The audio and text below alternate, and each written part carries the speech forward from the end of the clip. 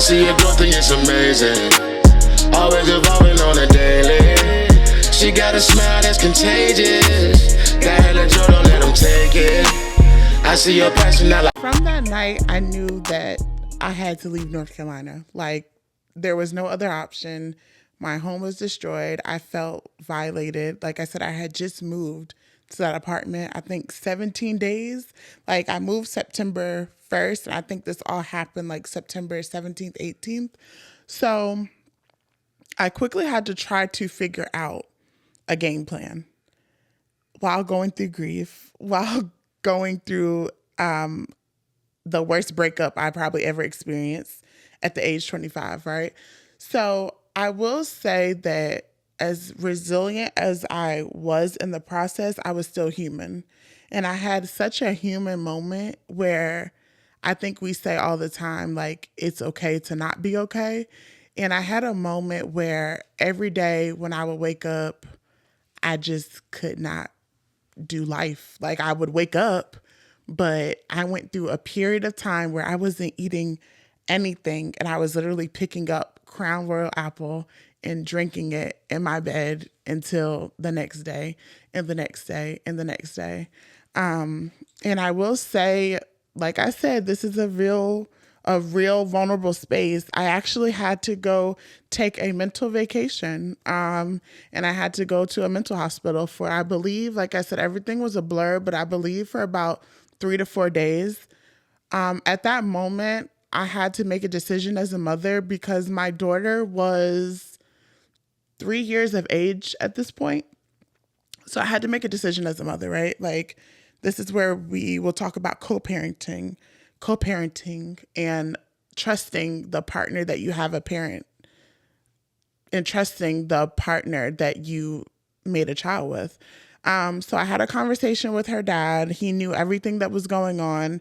And I had to let my 3-year-old go stay with her dad for, I think it was about 4 to 6 months, just because I was losing the grasp at life. Like, I could literally feel like every day just felt like, okay, here we are again, but there was no progression. There was really I was stuck. Like, I was so stuck. So right before I went to the mental hospital, he came down, he got her, and we never really had a set plan, right? Like, he just knew, okay, I know this happened to you and you need me. And I think when we talk about co-parenting, I can't wait until he comes and does this episode with me, because we always didn't have the best relationship, but I do feel like we always had this family dynamic. Like, okay, well, you're family and you need us, so here we are. And I love them for that. Him, his mom, his dad, he has such a good support system. But I'm going to save that for that episode because I don't want to get too much into it without him being here. But at that moment, my daughter is now away. So, like, my will to live, like, my whole reason of life at this moment has left me.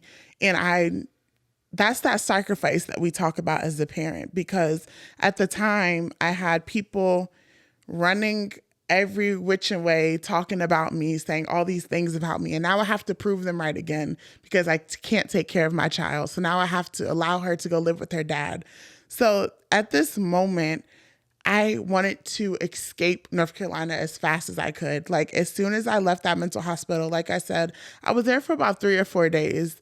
And like Sherry Alice and like myself, it's like when I was there, I felt as if I was a staff member working there. Like, I remember, like, now this is after I graduated from school with my counseling psychology degree and all this.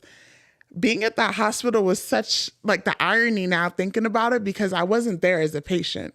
Like, I literally went and I was helping people around me. I was encouraging people there. Like, I was such a light, still going through my own things.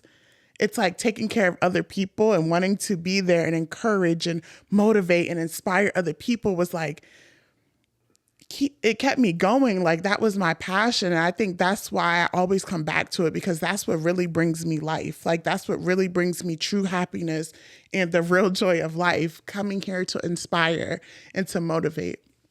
But like I said, at that time, I wish I could kind of go more into my stay at the mental hospital, honestly. like I said, it was such a blur. I just remember being there, being like a positive inspiration to people, but I wish I could kind of, like, I don't remember what I ate. I remember talking to people. Can't really tell you from like the staff point. I think at the time I was diagnosed with depression and anxiety disorder. They tried to give me medicine. I started taking it when I got out of the hospital, but I remember it not, I didn't feel like it was conducive to like me trying to break out of the grief and break out of the depression, because it would make me feel so like I wasn't able to, it numbed me even more than I'm like, I don't need anything else to, like, I'm already numb. I don't want to be numb anymore. So I think at that moment, I chose to take myself off those meds at the time. And I never looked back. I never got back on meds or anything like that. I think that I kind of used journaling and different outlets. Like I took that and put it into creativity and journaling and different things like that. So I remember getting out of the hospital and I'm like, I need to come up with a plan. My daughter is now in New York. I live in North Carolina.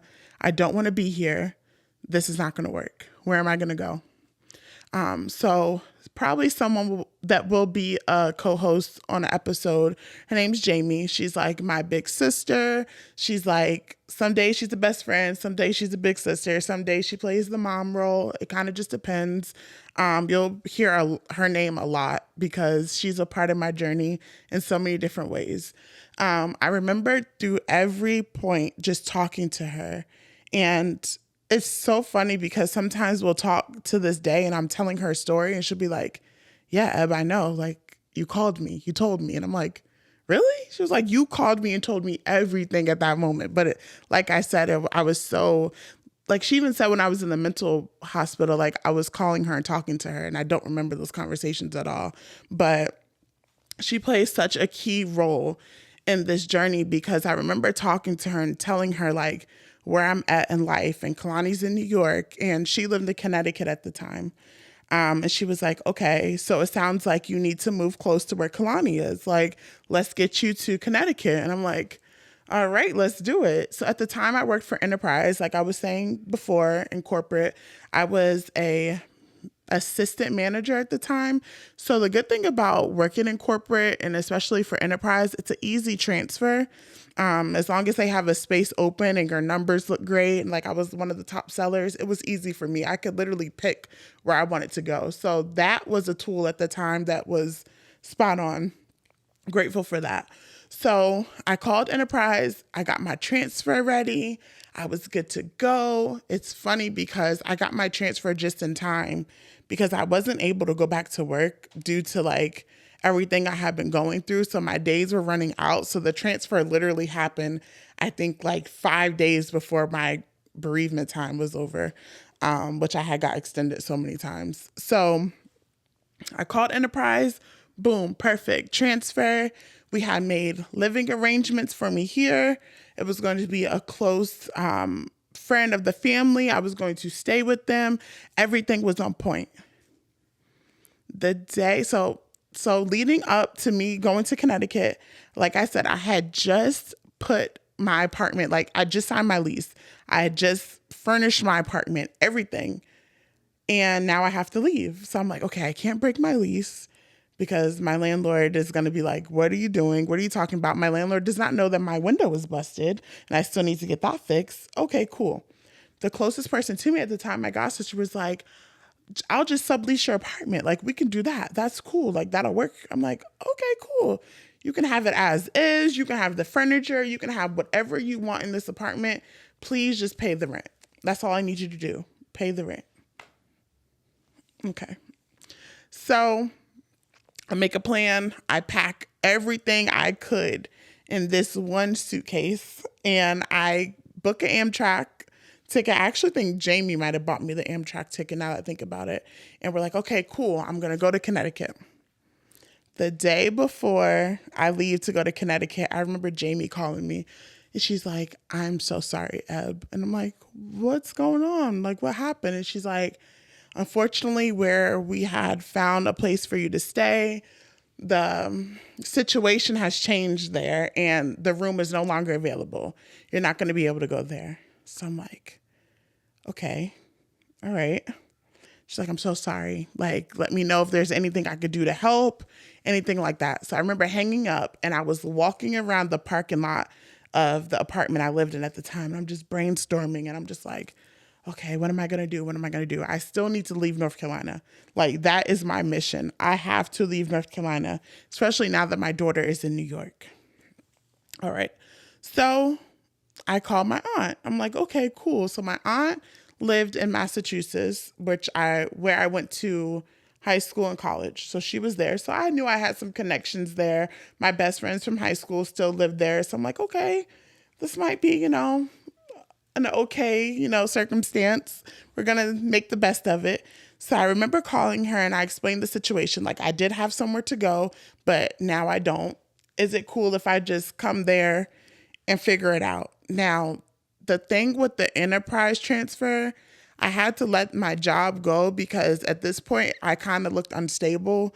Like, I was out on bereavement and then I kept extending. And then I said I was going to move to Connecticut. And now, just kidding, not Connecticut, Boston. They're like, girl, you got a lot going on. Like, we're going to have to let you go. So now I lost my job. So I'm like, okay, cool. Well, we're just going to make it work. So got on the train, got to Canton, Massachusetts. My cousin was there, my aunt was there. It was a 2-bedroom apartment. So she had a bedroom, my cousin had a bedroom, and I had the couch. So I made the best of it. When I got there, so let's put a pause. I think when people see that someone close to you has passed, they automatically assume dollar signs. They automatically think that there was this check that was given to you and you are just good. Like, you are going to go out there. You're just going to make the best of it. In full transparency, I probably got $6,000 after my mom passed. Now, that's going to change as we get into the story because I had to fight for a lot of things that should have been given to me due to I was her only child and it was just me and her. But when marriages and things come into play, things can get a little messy, but I'm going to save that for a different episode. But I will say that when someone passes away, whether it's a parent or some people just automatically assume your inheritance is millions of dollars. And as this time went on, I could kind of see, looking back, that people were accepting me with that mindset. Like, they were like, yeah, come here. Yeah, you could stay here. It's going to be good. But I don't think they realize, like, if I had that money, I wouldn't need to come stay with you. I wouldn't need to be at your house. I would just go buy a house. So it's like what I was feeling in that moment of like, okay, now I just needed a place to go where I could just pause, right? Like, so many things have been lost right now. Relationships, mother has been lost, job has been lost, housing has been lost, like so much loss. Like, that became such a running, like, it was just like loss after loss. Lost my daughter. Now she's in New York. So I get to Massachusetts and I'm like, cool. I'm here. I hit the ground running. I'm looking for jobs. I'm looking for places. But we got to realize I brought a suitcase with me. I had to pay for tickets. I'm not getting income. So every move I make, that account is negative. It's coming down. Like, everything is coming out of it. So I get to my aunt's house. I'm looking for a job. And she's like, okay, well, you're going to have to pay me $300 to sleep on this couch a month. I'm like, okay. And I know that seems like such a small amount, but when we go back to family and when I talk about who my mom was to my family, my mom was the woman who, if you came in my house and said, oh my gosh, those shoes are so cute, she's bagging them up and giving them to you. This is an aunt that had lived with us in multiple houses and multiple locations for free. This is an aunt that had ate at my house probably every day for free. Like, I just want to give like the background of like the mother that I came from and how she was like the patriarch of my family and she held everyone together. She took care of everyone's kids. She fed everyone's kids. She was literally that person. So I was kind of shocked. I'm not like, I know $300 doesn't sound like a lot, but this is coming from someone who said they were my second mother. This is coming from someone who I just always saw as like, in my head, I'm like, oh, well, your son doesn't pay rent and he has a job. Why do I have to pay rent at this time where I'm grieving and I don't have a job, and I've never been the type of person to take advantage of people. Like, I was just like, but I didn't want to do this woe is me pity mindset. So of course, okay, cool. I got you, $300, cool. So I remember sitting there and just thinking like, when it comes to family, and I hate to keep saying this, I'll definitely have an episode about it. There's like a little, like this aunt that I went to, I had already had a weird feeling because our connection wasn't as strong as it once was when I was growing up, because she didn't come to my mom's funeral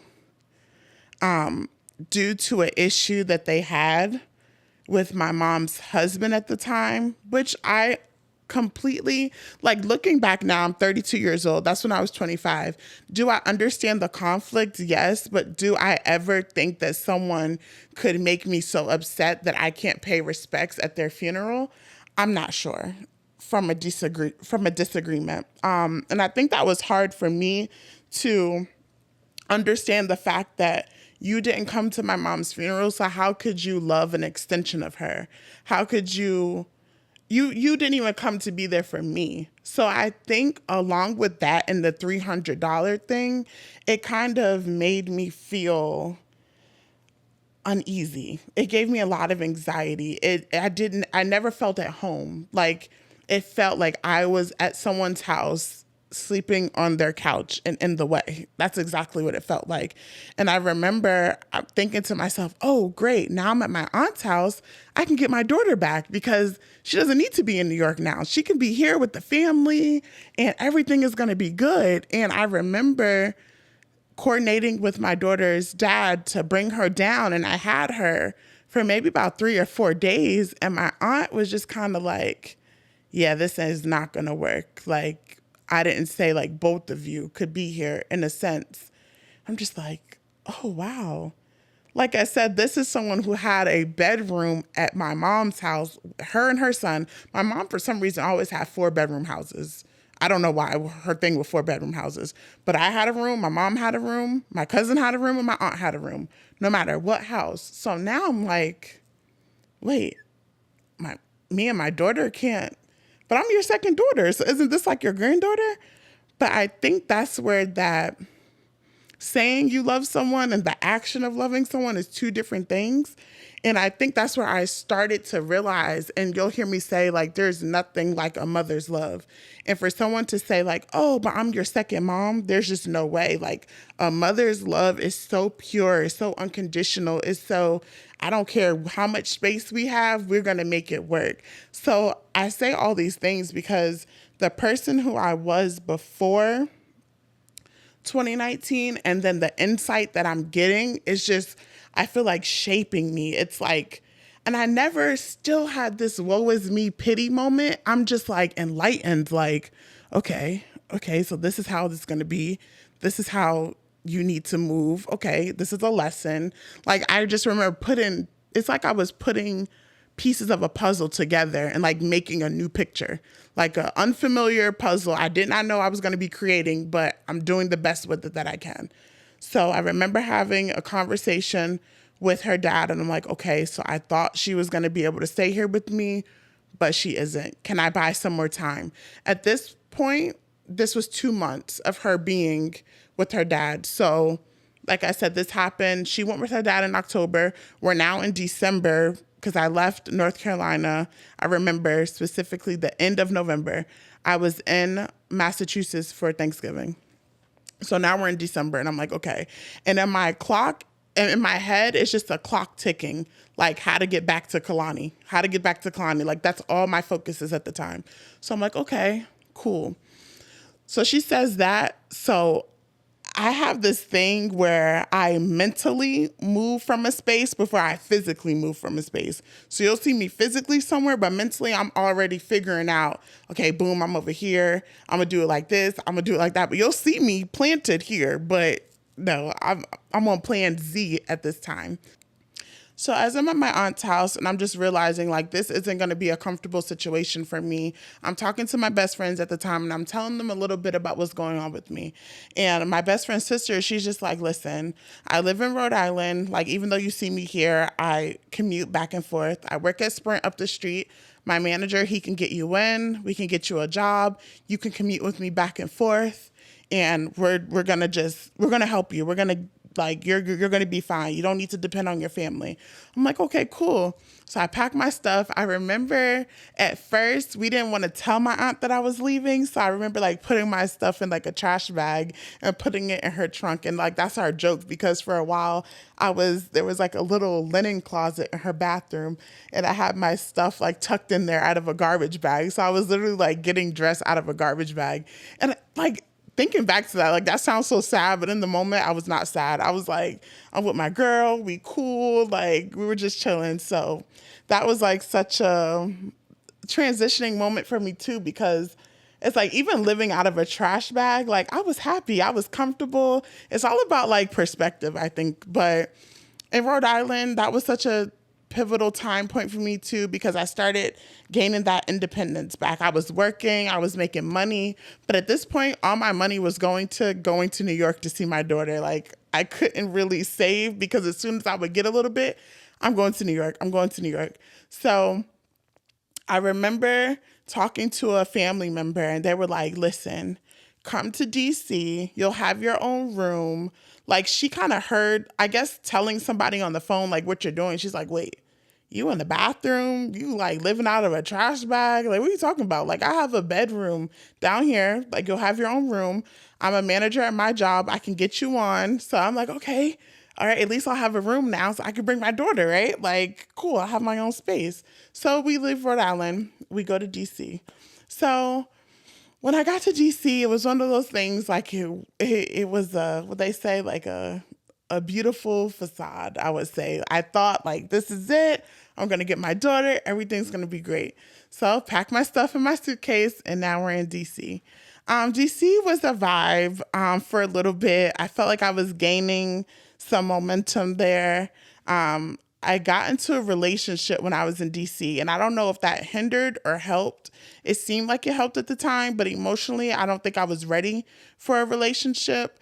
I thought that it was going to kind of propel me and push me forward when it came like I didn't have a car. He had a car. So he was like helping me like get me back and forth to work. When I needed to go see my daughter, when I needed to pick her up, he would like help me with that. But I think emotionally, we were in two different places. And I think what we bonded on was the fact that he had also lost his mother before too. So we were codependent on each other in that way. But I don't think it was necessarily the healthiest. So I did have my daughter for a period of time. I believe I was in DC maybe for, I would say, 2 to 3 months. I had my daughter for a lot of that time. It was still kind of back and forth because I could not afford a babysitter. So at the time, me and my cousin, we were trying to like work out our work schedules to like kind of, she would work morning, I would work afternoon, so we could kind of like rotate and she could have my daughter, but it wasn't stable enough. And I was like, nope, not doing this. So my daughter went back to New York. But I definitely, I would say I saw my daughter like every weekend or like 4 times out of the week. So DC kind of ended a little weird, I would say. And I kind of lost relationship with a cousin that I was really close to, that I was living with, just due to that relationship that I was with. It ended up being, that was her best friend that I ended up being in a relationship with. And I think I kind of caused a wedge in between them. I think that we had some disagreements when it came to financial duties and different things like that. So unfortunately, that's someone that I could like look back and we had good times together, but we just don't talk anymore. And maybe I'll get more into that when I talk about family dynamics and like my different dynamics with different people in my life. But I'll kind of leave that there because we still have to go to, from DC, I came to New York actually. So me leaving DC was kind of quick. And I called my child's father and I was just like, listen, I need to be near my daughter. Like, I think that I keep getting like this momentum, but it doesn't last because that is like my life, my joy, my everything. So this is what I talk about when I say we're family. I remember him being like, well, come to New York then. Like, you could just stay with me. And I'm like, okay. So at the time he lived with his mom, his dad. It was me and Kalani. So I got to New York and I went there with him, but I also had a friend that lived in New York as well. That was maybe like 10 minutes from where he lived. And I ended up staying with her because I didn't want to be at his mom and dad's house. And I remember her mom, we made a deal and she was like, okay, if you pay $500 a month, you can stay here. So once again, didn't have a job. That money is kind of like, it's being all these transitions, all these different things. I have to buy clothes for work. So like that money is kind of dwindling down. But of course I say yes because we'll figure it out. So I remember moving in and now I'm sharing a bed with my friend. And I'm like paying $500 a month. I'm like, okay, cool. But when the next month came around, I didn't have $500. And I'm like, oh shoot, like, that kind of happened fast. I couldn't find a job. I couldn't find anything. So I remember going back to Kalani's dad's parents' house and I'm staying there. And I think that for us in that moment, it was just too much going on and it was a lot of chaos and it didn't work. So once again, I'm like, oh, okay, here I am. I'm back at square one. I'm literally homeless. Like, this is the most homeless I think I felt through this whole transition because now I'm literally living with someone who kind of is not comfortable anymore. We're arguing. We're kind of getting in the way of each other. And I'm in his parents' house, and that's a different dynamic. So I think this was the point where I reached out. Like in this whole process, I realized I never raised my hand and said, I need help. So I remember calling Jamie from New York and I'm just in a panic and I'm like, I can't stay here. Things are going left. We're fighting. We're arguing. I don't want this in front of Kalani. Like, she's already going through this transition. She doesn't need to see her parents arguing and fighting. I need help. She's like, okay, let's get a plan together. Now, looking back, Jamie was in transition in herself. Like, she was moving from her condo to this new house. She's a new homeowner. You have to put money into that. So in her voice, you can hear her wanting to help. Like, her help was like, she just wanted to, but it was almost like, I don't even know how to right now because I'm trying to help myself and my family get into this house. And I remember us talking and she was just like, okay, let's get a plan together. You can come down. You can even see if you like Connecticut because you've really never been to Connecticut to see if you even like it. You can start looking for some jobs. I know Family Dollar up the street is hiring, Dollar Tree. You used to work at Goodwill. Maybe you could transfer, like something like just come and see if you like it. So I know she was thinking probably like, just come for the weekend and then you're going to like go back to New York. In my mind, I'm like, I'm coming to Connecticut and I need to stay. Did we have that conversation? No. So I remember being on the train and making my way to Connecticut and I'm just like, okay, I have this big suitcase. I don't have an overnight bag. I don't have a weekend bag. I'm literally like about to go to her door with all my life in one bag. So the feeling of like anxiety, I'm like, am I going to be rejected? Is she going to feel like I'm trying to impose on her? Like all these feelings of like, what if she gets mad at me? Like, did she tell her husband I was coming? Am I gonna, like, it was just so many thoughts in my head.